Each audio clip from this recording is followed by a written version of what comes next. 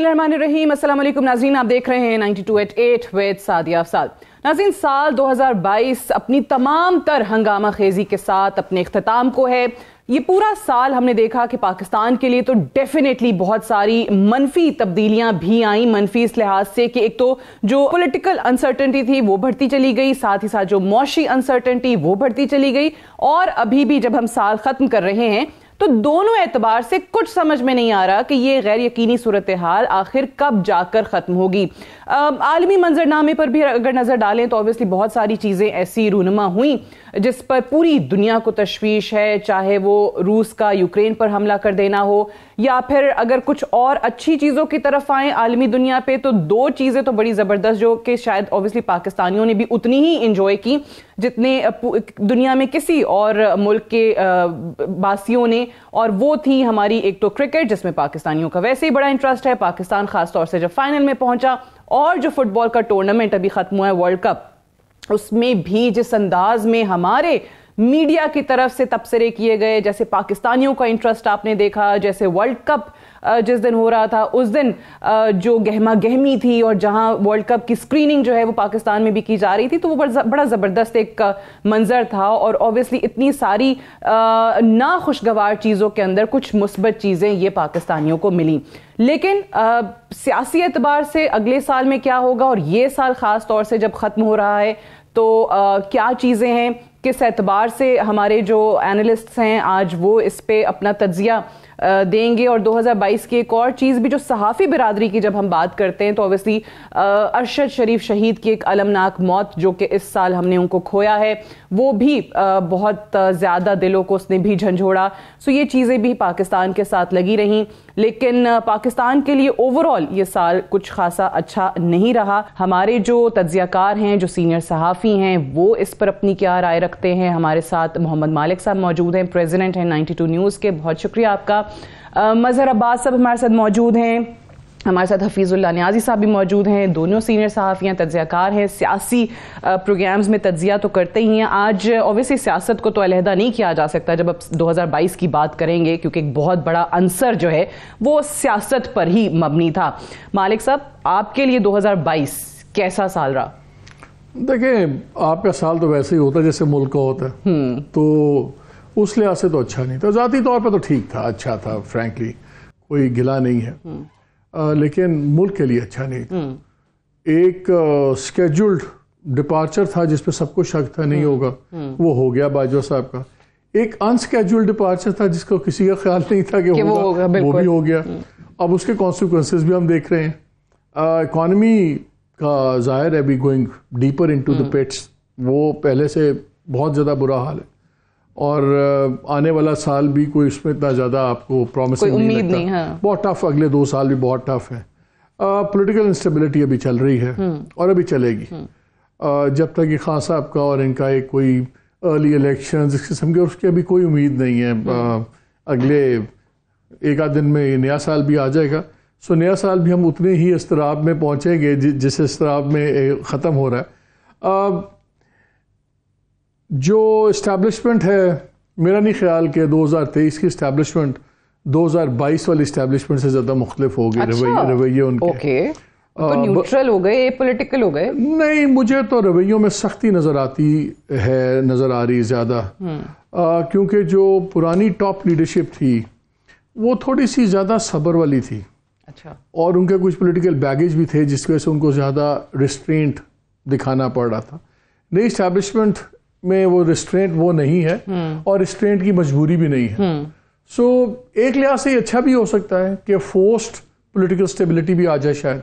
अच्छा, जनवरी के अंदर ठीक है, दोनों साइड्स को 2-2 कदम पीछे लेने पड़े, ठंडा सांस लेके। भाई वहां से बड़ा सब्र दिखाया गया था जो पिछले वाले थे, तो खान साहब कल ये तो नहीं कह रहे होंगे बैगेज था ना, तेरी याद आई तेरे जाने के बाद। वो बैगेज था जब आप पे एक साइड ये इल्जाम लगाती हो कि आपने हमारा 2018 का इलेक्शन चुरा लिया, सही, दूसरी साइड ये कि 2022 में आपने हमारी गवर्नमेंट चुरा ली, तो वो फिर आपके पास मैन्यूवरिंग रूम उतना ज्यादा अग्रेसिवनेस आप नहीं आ सकती, तो आपके लिए थोड़ा सा रिस्ट्रेंट मजबूर एक बाय नेचर भी होता है। वो ज़रा रिस्ट्रेंट वाली नेचर भी थी, वो ज़रा थोड़ा सा रिलैक्स आदमी थे।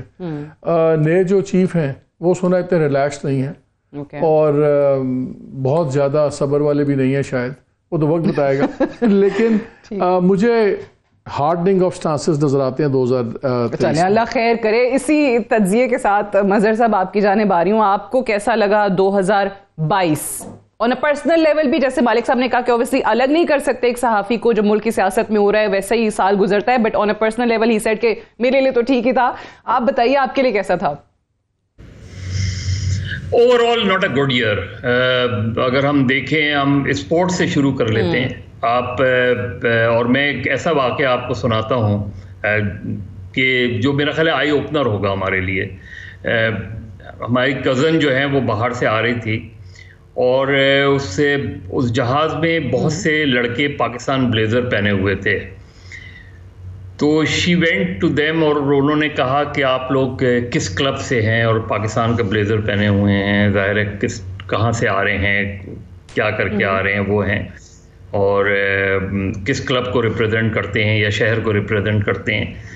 तो उन्होंने कहा जी हम पाकिस्तान की हॉकी टीम हैं। और अब इससे आप वो करें कि एक ज़माना था कि पाकिस्तान के हॉकी प्लेयर्स कितने रिकग्नाइज्ड होते थे कि आप फ़ौरन शक्ल देख के पहचान जाते थे कि ये समीउल्लाह है, ये असलाउद्दीन है, ये हसन सरदार है, ये शहबाज है। और यहाँ आप रिकग्नाइज ही नहीं कर पा रहे कि ये पाकिस्तान की टीम है, हॉकी की टीम है। जो क्रिकेट का हाल शायद इस वक्त हमें ऐसा ना नज़र आए, लेकिन जिस तरीके से हमारी क्रिकेट जो है एकदम नीचे जानी शुरू हुई है, तो ये साल क्रिकेट के लिए बहुत अच्छा साल नहीं रहा। हमने स्टार्ट में T20 हारा, फिर हम जब साल ख़त्म हो रहा है तो पहली मरतबा 70 साल में कोई टीम आपको यहाँ वाइट वॉश करके गई। अब न्यूजीलैंड की टीम आ रही है। अच्छा, इस लिहाज से आप कह सकते हैं कि पाकिस्तान में वो टीमें आनी शुरू हुई हैं जो टीमें नहीं आती थी। और बस ये जो अभी बन्नू वगैरह के वाक़यात हैं, ये बहुत ज़्यादा सर ना उठाएं,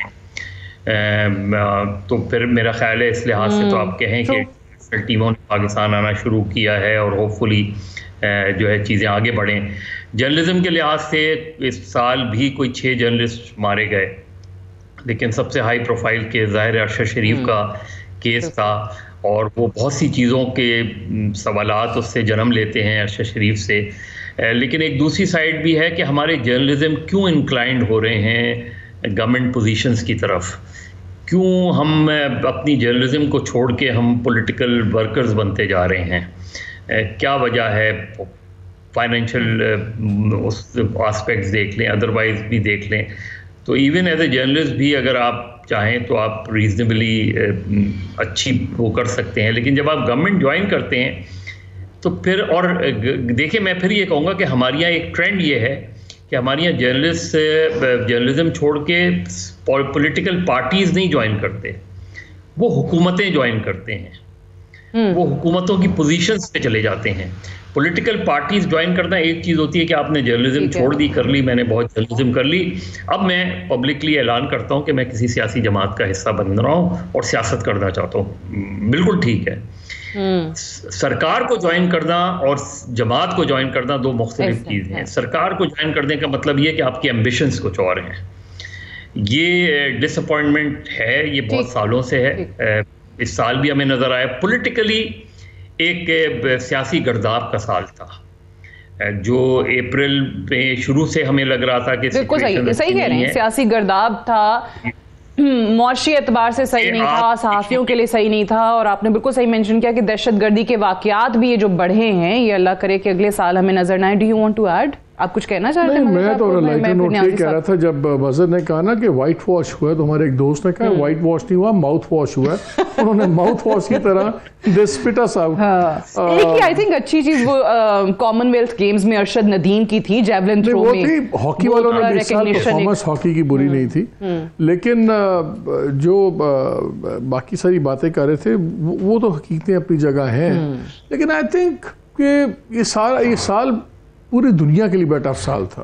इकोनॉमिकली अपहीवल, जब यूक्रेन वॉर देख लें, उसके बाद एनर्जी क्राइसिस जो पूरे यूरोप में आ रहा है, ट्रेड का चाइना में बुरा हाल है, तो हम क्यों अकेले दुखी नहीं है? पूरी दुनिया में ये दुखी साल है सारे दुनिया के लिए। हम क्योंकि गरीब ज्यादा है तो दुख ज्यादा लगता है, दुख ज्यादा लगता है। नियाजी साहब, it was not a good year for mother earth overall. चलिए नियाजी साहब से पूछते हैं वो कितने दुखी या सुखी हैं। नियाजी साहब 2022 कैसा रहा आपके लिए? इमरान खान सुखी है तो नियाजी साहब दुखी होंगे। तो जहाँ पे मोहम्मद मालिक साहब ने छोड़ा वही तो शुरू करता हूँ। इतना कि हम पूरी दुनिया के दुख में भी शरीक, बराबर के शरीक हैं, और अपने हिस्से का भी दुख और दर्द और रोग लेके जो है खासा उसका बोझ उठा के फिर रहे हैं। तो हमारे अपने दुख भी यूनिक हैं, दुनिया में उसके साथ के कहीं नहीं मिलेंगे।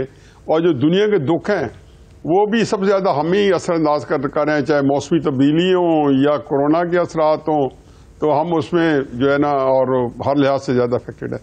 देखिए जी, मैं तो पाकिस्तान की ये हमारी बदकिस्मती है कि जब हम तयन करते हैं किसी साल का, तो वो ओवरऑल जो है उसका तयन कोई समहाउ जो गुजर होता है साल, उससे उसका एक ताल्लुक बनता है।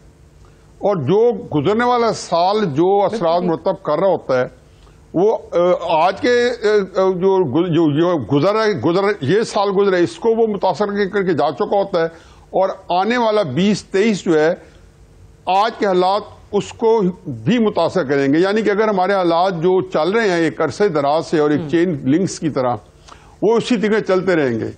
ये जो अबतरी जो कुछ मदर साहब हाईलाइट कर रहे थे, कोई मालिक साहब कर रहे थे, ये हमागीर होती है। पाकिस्तान के अंदर ये एक जो गिरावट आ रही है या जो एक जो बहरान है या क्राइसिस है, ये हर फील्ड में आपको नजर आएगा, मुआशरती भी, सियासी भी, इक्तिसादी भी, स्पोर्ट्स के मैदान में भी। आप जहां से चले जाए तो वो एक जो लगता ही है कि पिछले साल से ये साल ज्यादा बदतरीन है। कुछ इवेंट्स ऐसे होते हैं कि उन्हें एक वक्त के बाद आना होता है, जैसे इमरान खान साहब की हुकूमत का खात्मा 2021 में नहीं हुआ, 2022 में हुआ है, और 2023 में कैसे चलेगा वो बात की बात है। तो वो जो हमारी जो जात है पाकिस्तान के अंदर, हम आंखें बंद कर लें तो समझ सकते हैं कि यार कोई जाति कोई जो बेहतरी हुई है या नहीं हुई। लेकिन अगर हम इस सोसाइटी का हिस्सा है और सोसाइटी जो है अफराद को, हर फर्द को अलग-अलग भी पूरी तरह जकड़े हुए है, किसी को महंगाई के शिकंजे में और किसी को जो है किसी और बहरान के शिकंजे में, तो वो पूरा का पूरा मेरा ख्याल है कि जो हमारे यहाँ एक जो तकलीफ की कैफियत है वो बड़ी जो है वो एक बीमारी की सूरत में हमारे अंदर मौजूद है। और इस वजह से कोई ढूंढना, कोई अच्छी खबर ढूंढना, अगर एक आध मैच मदर साहब की खुशनुदी के लिए या माउथ वॉश ना भी होता और तीनों में जीत जाते, तो ये कोई इतनी बड़ी खबर जरूर थी, एक सूदी हल्की होती है, लेकिन ओवरऑल स्पोर्ट्स की जो पिक्चर थी उसको भी उससे ऊपर नहीं लेके जाना था। के लिए छोटी छोटी खुशियां होती हैं, मतलब हम कहते हैं अच्छा चलें जी हम जीत गए मैच, बस वो ये अपने आरजी खुशी जो है वो एक मिल जाती है। ये भी, और कुछ मैं इसको और कहता हूँ कि ये अच्छी चीज है कि अपने आप को थोड़ा सा जो है दिल को जो खुश रखने को कुछ ख्यालात हम खुद पैदा भी करते हैं, क्योंकि एक सेल्फ बंदे को कई दिल करता है कि अपने आप को अच्छा आपने सुना नहीं एंड पे मालिक साहब ने एक जुमला बोला था, वो चले अगले राउंड में मैं आपकी तरफ ले आऊंगी। उन्होंने कहा इमरान खान सुखी तो फिर नियाजी साहब दुखी, और इमरान खान दुखी तो नियाजी साहब सुखी। तो अच्छा मालिक साहब मुझे बताइए तीनों से आप एक बड़ा अच्छा अगले राउंड में लाते हैं कि कितने दुखी हैं वो। खैर मुझे बताइए मालिक साहब, ऑब्वियसली आप भी जब भी हम बड़े बुजुर्गों से बैठ के बात करते हैं तो एक जुमला बड़ा कॉमन होता है कि हमारे टाइम पे हमारा दौर बड़ा अच्छा था, हमारे टाइम पे वो तो जुमला मैं कह सकता हूं, मैं बुजुर्ग हो गया हूं, मुझे कोई चले अब आप मान रहे हो ऑन एयर तो देखिए otherwise advancement of technology, science, हर लिहाज से प्रोग्रेस कर रहे हैं। सबसे बड़ा क्राइसिस एक ही लगता है इस पुल का, I will be very honest with you, वो है नफरत। नफरतें इतनी ज्यादा हो गई हैं कि लोगों में बर्दाश्त खत्म हो गई। मुझे याद है एक जमाने में हम मजहब पे बात करते हुए ऑन एयर डरते थे, घबराते थे, घर वाले भी कहते थे नहीं, आप महफिल में जाते थे हम अवॉइड करते थे कि जी लोग बड़े सेंसिटिव होते हैं। अब तो पॉलिटिक्स का वही हाल है, आप पीटीआई की तारीफ कर दें तो दूसरा आधे आपकी माँ बहन कर देते हैं, आप पीटीआई के खिलाफ बोल दें तो 3/4 कर देते हैं, आप पॉलिटिकल डिस्कशन नहीं कर सकते। अच्छा अब हर कोई अदर बन गया है, अगर जो आज जिसकी आपके ओपिनियन डिफरेंट है ना, पहले होता था यार कमरे से निकाल दो, कहते हैं दुनिया से निकाल दो, अब वो बर्दाश्त बिल्कुल नहीं हुए और मुनाफकत बढ़ी है। हम हसल कौम भी ना झूठ टका के बोलते हैं, छोटी सी एग्जाम्पल देता हूँ, रोज़ महंगाई की बात हो रही है। क्या महंगाई खाली फेडरल गवर्नमेंट का मसला है? नहीं, प्रोविंशियल गवर्नमेंट्स का मसला है। प्राइस कमेटीज बनी हुई हैं, कोई चेक नहीं है, कोई नहीं पूछता।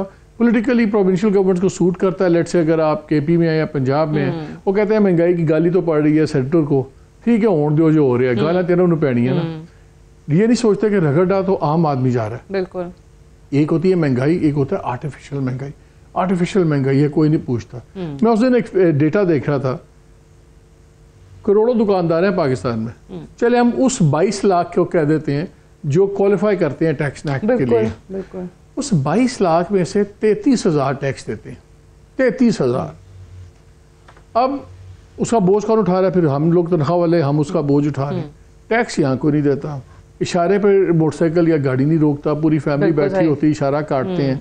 जहाँ पुलिस वाला नजर आ जाए इंसान के बच्चे बन जाते हैं। वो हेलमेट ऊपर फौरन देखा ना आपने सेगमेंट, हर जगह 2 नंबर का। अच्छा, ज्यादा लोगों को नफरत किसी को अगर खाता पीता हो ना, इस बात की नहीं है कि ये इसके पास हराम का पैसा है। गुस्सा इस बात पे है कि इसका दौर लग गया, हमारा नहीं लगा। अच्छा, जो बदनाम तरीन आदमी होगा उसकी दावत सारे बड़ी इज्जत से करेंगे, शादी में बुला के सबसे आगे बिठाएंगे उसको, और बाद में गालियां भी देंगे। हम नस्ल कौम इतनी 2 नंबर कौम हो गए हैं। पहले हमें we need to fix ourselves. हमने हर चीज दूसरे पे डाल दी हुई है।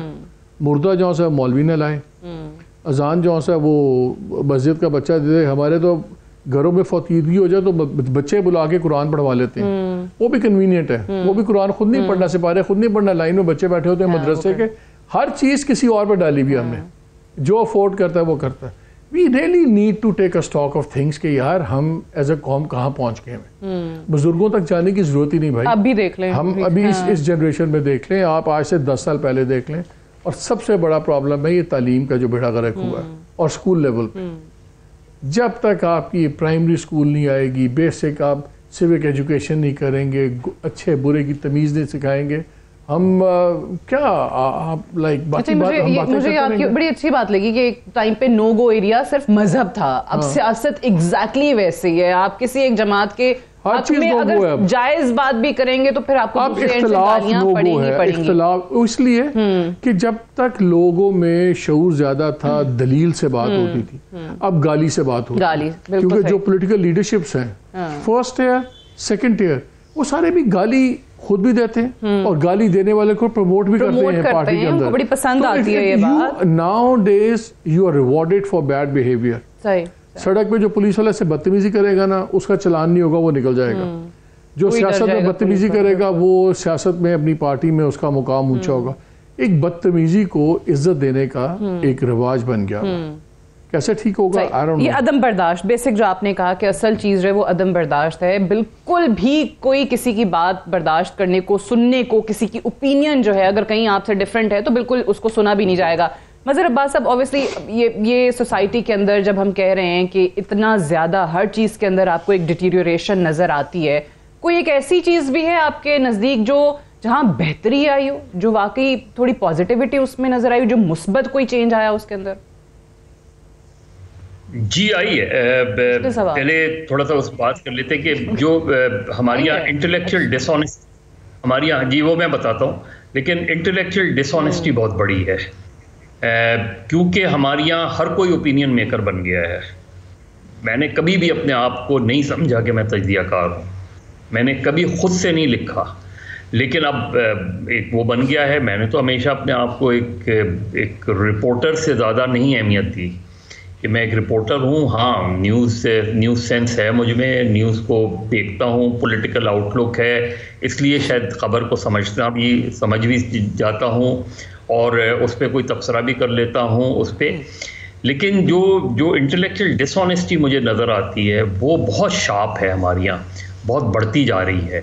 और जो हमारे इवन मीडिया वाले हैं, हमें अंदाज़ा ही नहीं, एक एक्सप्रेशन चल रहा है तो हम उसी एक्सप्रेशन में सबको एक ही लाठी से हाँकते हैं कि जी ये इसको प्रोफेशन में आए 1 साल हुआ है, इसको 10 साल हुए हैं, इसको 15 साल हुए हैं, इसको 20 साल हुए हैं, ये। और फिर कि मैं नहीं हो सकता, मतलब मैं या XYZ, हर कोई ओपिनियन मेकर नहीं हो सकता और हर कोई सिचुएशंस को उस तरह पोर्ट्रे नहीं कर सकता। लेकिन उसे भी जो रे ऑफ होप है, वो ये कि लोगों में किताबें ख़रीदने का अब रुझान बढ़ा है। लोग अब देखें कि अभी जो ये पिछले चंद सालों में देखा है कि जो लिटरेचर फेस्टिवल्स हुए हैं, वो बिल्कुल एक खामोश तब्दीली है। एक ऐसी खामोश तब्दीली कि अगर आप रूरल सिंध चले जाएं, रूरल पंजाब चले जाएं, बलूचिस्तान चले जाएं आप, तो लोगों का रुझान बढ़ा है, लोगों की तादाद बढ़ी है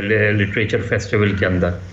और अगर आप आर्ट्स काउंसिल कराची ले लें, अलहमरा ले लें, इवन फैसलाबाद ले लें, सियालकोट ले लें, मुल्तान ले लें, गवादर ले लें, अभी गवादर में होने वाला है एक लिटरेचर फेस्टिवल, इवन हैदराबाद ले लें, इन जगहों पे पहले एक आध शहर में हुआ करते थे लिटरेचर फेस्टिवल, अब जो है वो शहरों में होते हैं। अभी कराची में एक्सपो सेंटर, और ये हर साल होता है, यानी बाकायदा हज़ारों की तादाद में घंटों क्यू लगा के लोग गए हैं बुक स्टॉल्स पे, एग्जिबिशंस देखी हैं एक्सपो में, उसमें हौसला बढ़ा है। वरना तो बुक स्टॉल्स ही ख़त्म होते जा रहे थे, दुकानें ही ख़त्म होती जा रही थी।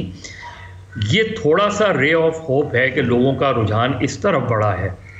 इस तरफ बढ़ने का मतलब ये कि लोगों को एक मरतबा फिर थोड़ी सी होप हुई है कि अगर प्रिंट जो है, चाहे वो किसी फॉर्म में हो, प्रिंट की अपनी अहमियत होती है।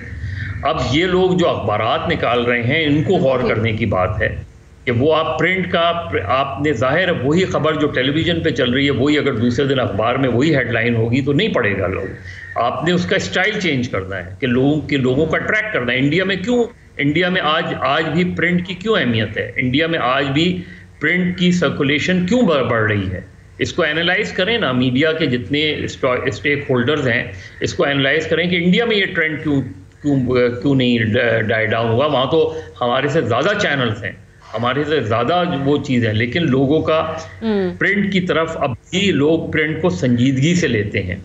जो लिखी हुई बात है उसको लोग अब भी संजीदगी से लेते हैं। वेरी इंटरेस्टिंग, क्योंकि ऑब्वियसली एक तरफ ये बात करते हैं कि हर किसी के हाथ में फ़ोन है, तो अब अगर न्यूज़ भी देखी जा रही होती हैं तो फ़ोन पे होती हैं, टैब्स पे होती हैं। बट दिस इज़ इंटरेस्टिंग कि आप कह रहे हैं कि इस दफ़ा लोगों का रुझान जो है वो किताबें ख़रीदने की तरफ वापस आया है, which is something really positive. एक मुझे ब्रेक लेनी है, ब्रेक से वापस आएंगे तो नियाज़ी साहब से यहीं से डिस्कशन को आगे बढ़ाएंगे। Stay tuned.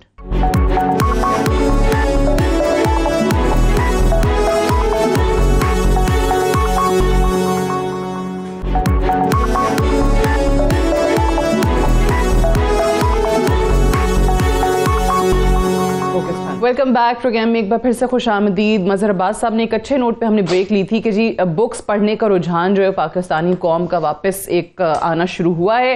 नियाजी साहब, वापस मैंने कहा था सेकेंड राउंड में लाऊंगी जो मालिक साहब ने बात की थी, तो ये जो 2023 है ये अब आपके लिए कैसा है और खान साहब के लिए कैसा है?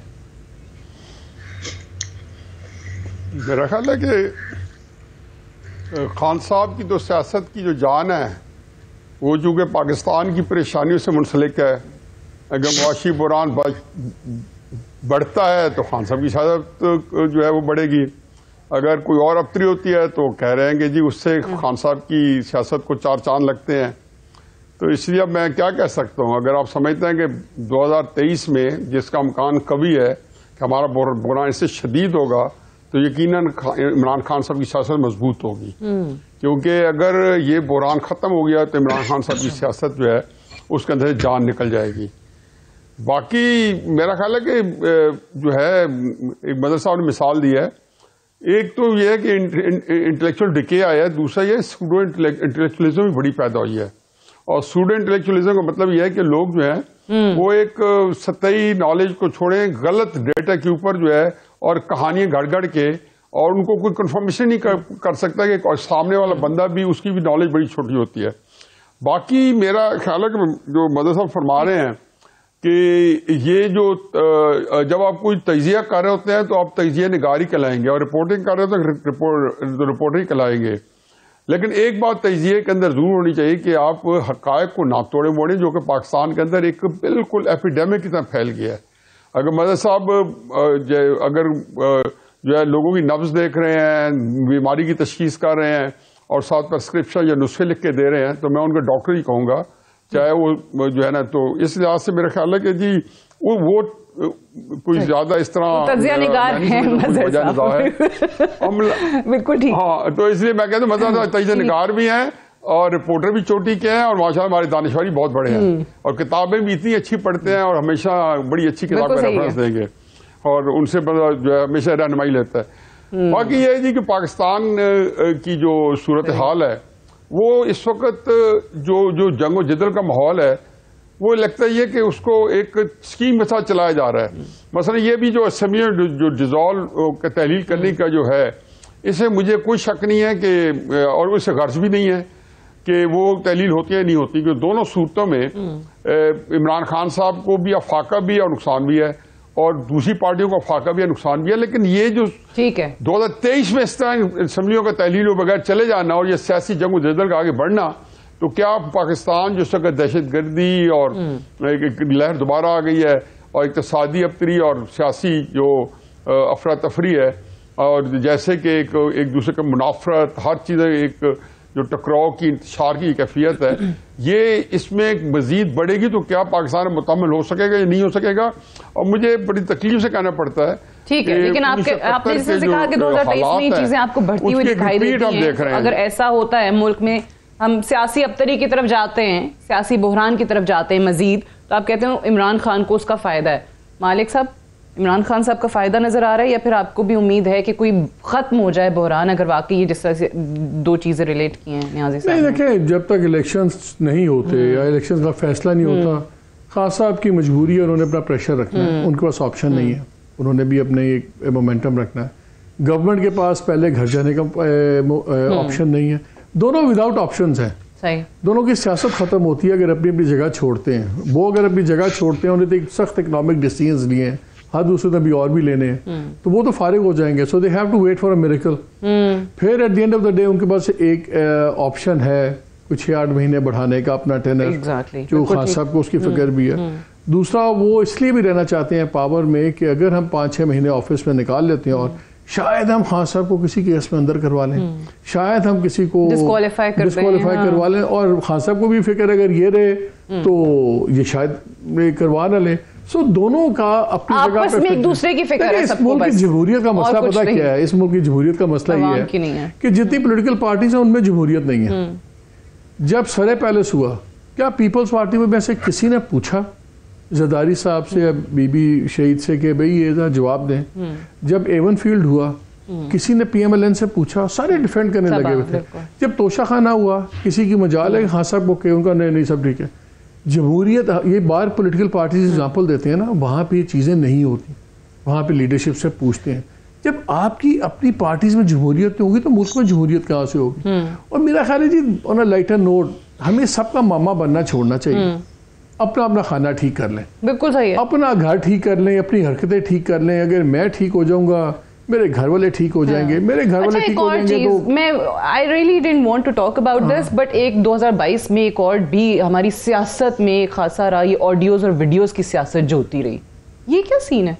देखिए, जब बिल्कुल आपकी कोई भी लिमिट ना रहे, इखलाकी कुछ भी ना हो, ये इरेलेवेंट है कि ऑडियो सच्ची हैं या झूठी हैं, ये इरेलेवेंट है कि वीडियो सच्ची हैं झूठी हैं। इशू ये है कि कुछ आप लिमिट्स रखते थे, वो भी खत्म हो गई। Again it is because of hatred.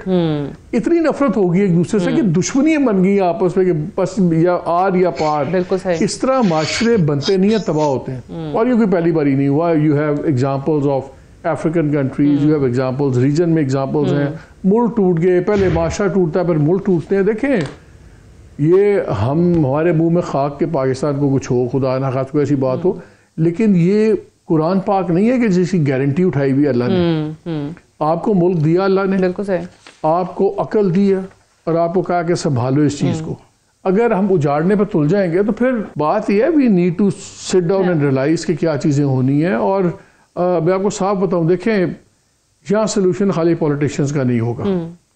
यहाँ पे अभी एक बार फिर मुझे एस्टैब्लिशमेंट की इन्वॉल्वमेंट नजर आती है। इन्वॉल्व होना पड़ेगा, कुछ ग्राउंड रूल्स तय करने पड़ेंगे। और अनफॉर्चुनेटली 2 इंस्टीट्यूशन है पाकिस्तान में जिनमें सबसे ज्यादा पावर है और सबसे कम एक्सटर्नल अकाउंटेबिलिटी है। एक है सुप्रीम कोर्ट, एक है फौज। और अब अल्टीमेटली लग रहा है कि इन दोनों के हाथ पे चले जाना है इस मुल्क के सियासी हालात के बड़े फैसले करने। हमारे सियासतदान भी तो फिर वहीं पे देखते हैं ना। सो लेट्स होप कि अब जो सी इंटरवेंशन होंगी डायरेक्ट या इनडायरेक्ट आखिरी दफा हो, कोई लॉन्ग टर्म उसमें से सोल्यूशन निकले। और मेरा ख्याल है अगर हम ये तहैया कर लेना as a new year resolution कि यार अपना आप ठीक करो, हमसाये की फिक्र ना करो, मासी फूफे की फिक्र ना करो, आप ही कर लेनी है जो करना, वो सबसे तो जिंदगी ठीक हो जाएगी। हर कोई दूसरे को ठीक करने निकला हुआ है, कोई अपना अखलाकियात का दर्स भी दूसरे के लिए, हर कोई दूसरे के लिए अपना आप ठीक करें, शायद ठीक हो जाए। चले मैं अब डिस्कशन को किताबों पे वापस लाती हूँ। मजहर अब्बास साहब किताबों की बातें कर रहे थे। मजहर अब्बास साहब, कोई इस साल में कोई अच्छी किताब जो पढ़ी हो, कोई इंटरेस्टिंग मूवी देखी हो जो रेकमेंड करें? मूवी का भी फिर आपने सुना, हमारी यहाँ अगर कोई मूवी अवार्ड जीतती है तो उससे हम पाकिस्तान में बैन। वीडियो नहीं, मूवी मूवी की बात कर रही हूँ, वीडियो की बात नहीं कर रही। हमारे यहाँ कोई ऑस्कर जीतता है तो वो हमारे लिए काबिल कबूल नहीं होता। तो हम तो हीरोज भी अपने मतलब से बनाते हैं, हम तारीख भी अपने मतलब की लिखते हैं। हम सच का सामना करते हुए घबराते हैं। हमारे यहाँ बेईमानी सबसे बड़ी ईमानदारी है और बेईमान लोगों को हम इज्जत देते हैं। और मैं समझता हूँ कि मीडिया को बहुत ज़्यादा, क्योंकि मीडिया का जो एक्सपेंशन हुआ है, मीडिया को बहुत संजीदगी से अपना जायज़ा लेना चाहिए, चाहे वो टेलीविज़न हो या सोशल मीडिया हो। ओवरऑल मीडिया के हवाले से क्योंकि आप देखें कि अब कोई भी अगर सेमिनार हो, कॉन्फ्रेंस हो, एक ना एक सब्जेक्ट मीडिया पे ज़रूर होता है। और उसकी वजह यह है कि मीडिया की वल्नरेबिलिटी जो है, आपकी और मेरी वल्नरेबिलिटी इतनी ज़्यादा है कि लोग एक्सपेक्ट करते हैं कि मैं कोई अच्छी बात करूं। लोग एक्सपेक्ट करते हैं कि मैं उनके सामने जो पेश करूं उसकी बुनियाद पे वो अपना ओपिनियन बनाते हैं लोग। तो अगर मैं ही उनको मिसगाइड कर रहा हूं, मैं ही उनको डिसइंफॉर्मेशन दे रहा हूं, मैं ही उनको मिसइंफॉर्म कर रहा हूं, तो मैं ना सिर्फ ये कि अपने साथ ज्यादती कर रहा हूं, मीडिया हाउस अपने साथ ज्यादती कर रहा है, बल्कि लोगों के साथ ज्यादती कर रहा है। और ये हमारे यहाँ बहुत, अब ऑडियो और वीडियो लीक्स, मुझे बताएं बेसिक जर्नलिस्ट उसूल क्या है कि जब मुझे यही नहीं पता कि इस ऑडियो की ऑथेंटिसिटी क्या है, मैं कैसे चला सकता हूं वो ऑडियो, मैं कैसे चला सकता हूं वो वीडियो?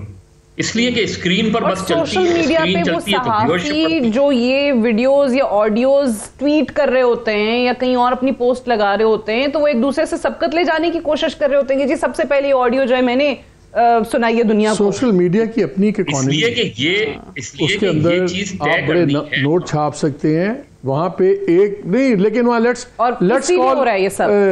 कॉल अ स्पेड। बात यह है कि सोशल मीडिया पे एक पॉलिटिकल पार्टी का बहुत ज्यादा इन्फ्लुएंस है, तो अब तो लोग उस इन्फ्लुएंस को लेने के लिए, खुश करने के लिए, ट्रांसलेट करने के लिए उसी मिजाज की बात करते हैं जो क्लिक्स आ जाएंगी, एंगेजमेंट्स आ जाएंगी और वो डॉलर्स में ट्रांसलेट होता है। तो it makes a lot of sense कि एक पर्टिकुलर व्यू पॉइंट आप सोशल मीडिया पे बांटे और एक दूसरा व्यू पॉइंट आप मेन स्ट्रीम मीडिया में बांटे। So it's all about money. बिल्कुल सही, सब मुकम्मल करें, ये सही बात है कि नोट छापने के लिए सब कुछ हो रहा है वहां पे। हाँ, लेकिन उसमें हम कौम को किस तरफ ले जा रहे हैं, असल सवाल ये है। आप ये जो तो बहस ही नहीं है। हाँ, तो ये जब आप ये करने जा रहे हैं तो वो जो जिस लेवल पर भी होगा वो उस लेवल पे वो करेगा। अच्छा, आप कोई एक वीडियो बताएं जो चंद दिनों की बहस के बाद वो हिस्सा रही हो किसी मेन नैरेटिव का, नहीं रही। जावेद इकबाल साहब की वीडियो आई थी, किसको याद है आज? अरशद मलिक की वीडियो आई थी, किसको याद है आज? इसी तरह इमरान खान साहब की ऑडियो आएगी, कल भूल जाएंगे। मरियम नवाज की ऑडियो आई, कल भूल जाएंगे। एक वक्ती ग्लैमर होता है, एक वक्ती डिस्कशन होता है और उसके बाद हम इसको भूल जाते हैं। कोई इन्वेस्टिगेशन नहीं होती कि भाई ये ऑडियो कहाँ से लीक हुई थी, ये किसने लीक की थी, ये वीडियो कहाँ से आई है, टेलीविजन तक कैसे पहुंची है, किसी चैनल तक। सोशल मीडिया पे चीजें आती हैं तो आती है सोशल मीडिया पे, लेकिन जब मेन स्ट्रीम मीडिया उसी को उठा के उसी तरह डिस्कस कर रहा है तो मुझ में और सोशल मीडिया में फिर क्या फर्क रह जाता है? हाँ ठीक है, मैं एक चीज का हंगामा क्रिएट करता हूँ, एक सीन क्रिएट करता हूँ, मुझे लाखों डॉलर मिल रहे हैं, मैं खुश हूँ, मेरी जिंदगी बदल गई, लेकिन मैंने कौम को क्या दिया उसके बदले में?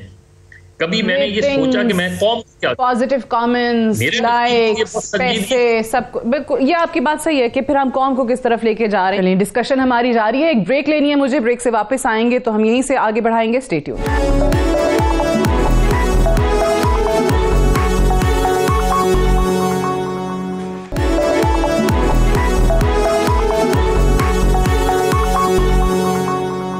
Welcome back. प्रोग्राम में एक बार फिर से खुशामदीद। साल 2022 के हवाले से एक जायजा प्रोग्राम हम कर रहे हैं। मोहम्मद मालिक साहब, हफीजुल्लाह नियाजी साहब और मजहर अब्बास साहब हमारे साथ मौजूद हैं। नियाजी साहब, ये ऑडियोज वीडियो से बाहर निकलते हैं, मजहर साहब ने तो बताया नहीं, आप बता दें, आपने कोई मूवी देखी अच्छी पाकिस्तानी? एक मूवी पिछले दिनों बड़ा हंगामा था, उसको बैन कर दिया, फिर वो पता चला कि नहीं इजाजत मिल गई, फिर वो अभी सुन रहे हैं ऑस्कर में भी नॉमिनेट, ऑस्कर अवार्ड्स के लिए भी उसको किया जा रहा है। लेकिन ये आप भी ये कहेंगे कि नहीं, फिल्में तो हमारे टाइम की अच्छी बनती थी, अब कहाँ फिल्में बन रही हैं?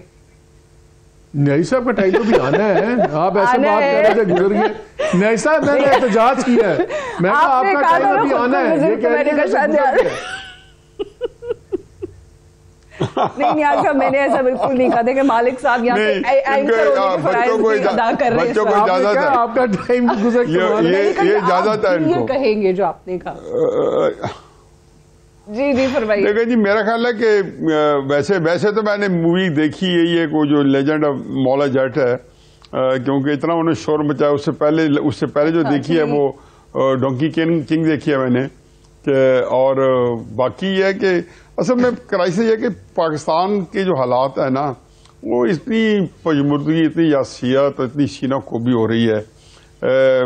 जिस हर तरफ भी देखें, मैं तो समझता हूँ कि जी आया ये जो हालात हैं, इसको अगर हमने एड्रेस ना किया और सीरियसली ना लिया, जिस दलदल के अंदर इसमें मुल्क फंसा हुआ है, और ये जो स्टेलमेट्स नहीं है, बेसिकली ये इन्होंने पाकिस्तान को बिल्कुल एक अपनी गिरफ्त में इस तरह लिया हुआ है कि जानकुनी का आलम है मुमलिकत पे। मैं इसको हमेशा समझता हूँ कि जब भी आप किसी कौम के तहलील होने का, अल्लाह ना करे कोई ऐसी सूरत हाल हो खाका बदन, क्योंकि हमने तो देखा पाकिस्तान को टूटते 1971 में बड़े शऊर के साथ देखा है। आप लोगों ने शायद किताबों में कितना ही पढ़ा है, लेकिन हमारे पे तो ये बीत की चुका है। और उसके बाद जब आप हालात मिलाते हैं, फिर उसके बाद जो क्वालिटी ऑफ लीडरशिप होती है वो हर ऐसे दिनों में एक ही तरह की होती है। इश्यूज जो होते हैं वो भी इसी तरीके डिस्कस हो रहे हैं, जो पेट इश्यूज होते हैं। और हर जगह देखा है कि लीडरशिप की जो जात है ना, उनकी जात मुबारका वो कौमी मफादात से ऊपर होती है। यानी कि वो ये नहीं होता कौमी मफाद से वो सरफ नजर करते हैं। वो कौमी मफाद जो है वो तरजीह उनकी पहले अपनी जात है। हर बंदा ये देखता है कि मैं, आप देखते नहीं है कि जब इमरान खान साहब जो IMF को फोन करवा रहे होते हैं या ये प्लान कर रहे होते हैं, तो उनको ये पता हो सकता है कि पाकिस्तान डिफॉल्ट में जा सकता है। या इवन जो हुक्मरान है दूसरे हैं, जो कि पता नहीं उनके क्या मफादात थे कि ऐसे इन हालात में पाकिस्तान को पकड़ लेना और एक सियासी बुरान को मजीद संगीन कर देना, कि हुकूमत लेने से बुरान खत्म नहीं हुआ। इमरान खान साहब के वक्त में जो सियासी बुरान या अदम इस्तेकाम था वो डबल हो गया इनके पास आने से। और इसका मतलब है, इसका तयन नहीं किया था, इनके अपने मुफादात ऐसे थे, केसेस थे या कोई और चीजें थी कि उन्होंने उसको किया। पर इन नटशेल पाकिस्तान जो है एक बहुत जो 2022 है वो एक ऐसे असरात मतलब करके जा रहे हैं जैसे 1970 से हम 1900 दिसंबर में इलेक्शन हुए थे, और जो कि एक पाकिस्तान की बर्बादी का नौर साबित हुए थे, जो 7 और 10 दिसंबर को 1970 में। 1971 के दिसंबर में आके हमारा एक बदकिस्मती से हमारा पाकिस्तान जो टूट गया, और हम एक सानिया था जिसको बार भुला भी चुके हैं। ये तो मजहब कहते हैं ऑडियो भूल जाती है, मैं कहता हूँ हम मशी पाकिस्तान भूल गए। पाकिस्तान हमारा ये भूलने की जो सहूलत है वो बहुत ज्यादा मौजूद है। लेकिन अमलन ये है कि आया 2023 में कोई संभाल पाएगा या नहीं। इस पे चाहूंगी 2023 की रेजोल्यूशन की भी जरा बात कर लेना। पर्सनल लेवल पे बड़े लोग हमेशा बात करते हैं, मालिक साहब आपने कोई रेजोल्यूशन सेट किया? बड़े लोग कहते हैं मैं तो 1 जनवरी से जिम शुरू कर दूंगा, रात का खाना छोड़ दूंगा। मेरा तो एक ही रेजोल्यूशन है जी, मेरा तो रेजोल्यूशन है कि खुशी के मामले में ढीठ हो जाओ और हर हालत में खुश रहना है, जो मर्जी वजह हो या ना हो। लोग आपको पागल समझे बट यू स्टे हैप्पी। लेकिन आई थिंक कि एक फैसला करना होगा सबको। रेजोल्यूशन ये होना चाहिए हर कोई अपने खर्चे कम करे, बेल्ट टाइट करे। डजेंट मैटर कि आप लखपति हैं कखपति हैं, सबका इम्पैक्ट होगा। और फोर्स करें अपने इर्द गिर्द लोगों को और ख़ास तौर पे अपनी लीडरशिप को इस रवैयों पे कि बाकी जो मर्जी करते रहें, इकॉनमी के मामले पे सियासत ना करें आपस में, बिकॉज इकॉनमी बहुत बुरी हालत में है। अगर ये ना संभाला गया तो ये हमें अगले 10 साल सिर्फ आज की स्टेज में पहुंचने में लग जाएंगे। तो we are in a very serious issue. और बाकी जाती तौर पे खुश रहें, और अगेन लास्ट मोहल्ले को ठीक ना करें, अपने आप को ठीक करें, मोहल्ला आप ही सही हो जाएगा। हाँ, वरना हमारे यहाँ तो यही है ना, मोहल्ला देख लें पहले कौन क्या कर रहा है। मजहर साहब, आपकी क्या रेजोल्यूशन है नए साल की? मैंने शुरू किया है, होपफुली 2023 में कंप्लीट हो जाएगी ये अपने मेमोइर्स। और अच्छा, अगर मैं वो लिखने में कामयाब हो गया, अपनी यादें 40 साल सहाफ़त में और बाकी जो ज़िंदगी के जामियात और कॉलेजेस में गुजरे हैं, क्रिकेट, हॉकी, सारी चीज़ें डाल दें, सेंसर कोई ना करना। मतलब सेंसर नहीं करना, फिर मेमोइर में सब कुछ होना चाहिए। और आपने कहा कि मैं किताब जो मैंने अभी बिल्कुल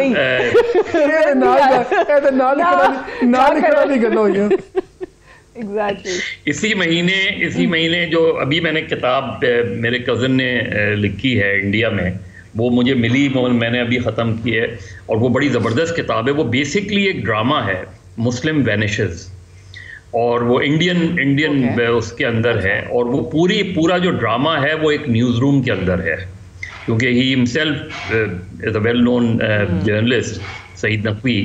तो उन्होंने, उनकी किताब है उस मुस्लिम वैनिशेस, वो बहुत ज़बरदस्त वो है। और दूसरी अब्दुल समद अचकज़ई की जो ऑटोबायोग्राफी जो है वो पढ़ रहा हूँ मैं, उसमें वो बहुत इंटरेस्टिंग है।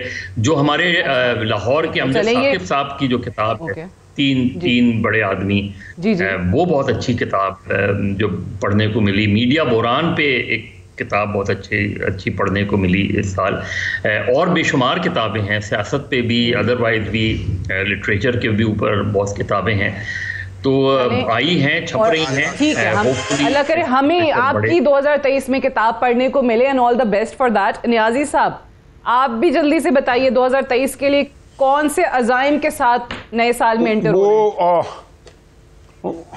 मालिक ने तो बता दिया ना कि लोगों के लिए जो रेजोल्यूशन, लोगों को क्या करना चाहिए, तो मैं भी ये बता देता हूँ कि माशरे को क्या करना चाहिए जी। तो उन्होंने ये कहा जी लोगों को, तो अपने लिए उन्होंने सिर्फ कहा कि खुश रहना चाहिए। मेरा ख्याल अच्छी चीज़ है।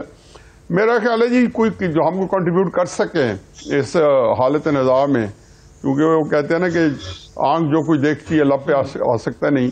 मुझे 2023 में चूँकि पाकिस्तान मजमूई तौर पे एक बहुत तकलीफदेह सूरत हाल में लगता है, तो मेरा ख्याल है कि हमें इसी तरह जो मालिक साहब ने कहा है, कमर कस के हमें उन चीज़ों में कंट्रीब्यूट करना चाहिए, और किसी तरीके से पाकिस्तान के अंदर जो पॉजिटिव पॉलिटिक्स है वो तरवीज पा सके। इसमें ज़ाहिर है हमारा रोल ऐसा बनता है कि जो थोड़ा टीवी पे भी बात कर सकते हैं, कॉलम भी लिख लेते हैं, अखबार में भी लिखते हैं, तो हम अपना कंट्रीब्यूट करते रहें। अल्लाह करे ये बेहतर। मैं तो इसमें तय किया है कि ज़्यादा मुस्बत तरीके से इसमें कंट्रीब्यूट करूँगा।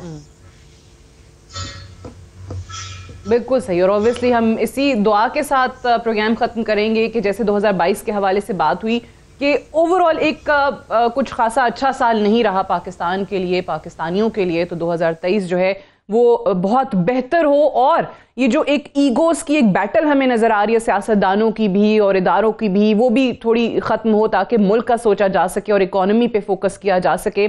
और जो मालिक साहब ने बात की थी, बर्दाश्त ले आएँ, मोहल्ले की छोड़ें, अपने आप को सीधा करने लग जाएं। बहुत शुक्रिया मालिक साहब आपका, नियाजी साहब आपका, मजहर साहब आपका भी प्रोग्राम में ज्वाइन करने के लिए। That's all for tonight. I will see you tomorrow इंशाल्लाह। इजाज़त दीजिए, खुदा हाफ़िज़।